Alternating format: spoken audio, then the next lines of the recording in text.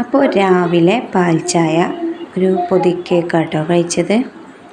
അത് കഴിഞ്ഞിട്ടൊരു 8-9 മണിയായപ്പോൾ പത്തിരിയും കടലക്കറിയും ഒരു ഗ്ലാസ് പാൽ ചായയും കുടിച്ചു കേട്ടോ.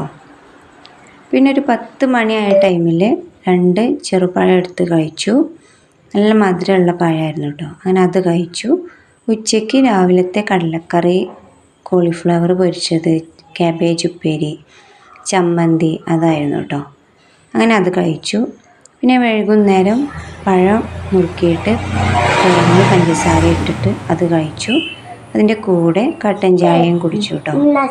പിന്നെ രാത്രിയിൽ ബീഫ് ബിരിയാണിയും ചമ്മന്തിയും കഴിച്ചു. ഇത് തറവാട്ടിൽ നിന്ന് ഉമ്മ കൊടുത്തയച്ചതായിരുന്നേ. അപ്പോൾ അത് കഴിച്ചു. അപ്പോൾ ഇത്രയേ ഉള്ളൂ. അപ്പോൾ എൻ്റെ ചാനൽ എല്ലാവരും സബ്സ്ക്രൈബ് ചെയ്യുക, ലൈക്ക് ചെയ്യുക, ഷെയർ ചെയ്യുക, കമൻറ്റ് ചെയ്യുക. അപ്പോൾ നമുക്ക് അടുത്തൊരു വാട്ടേറ്റിനായിട്ട് വേഗം വരാം കേട്ടോ.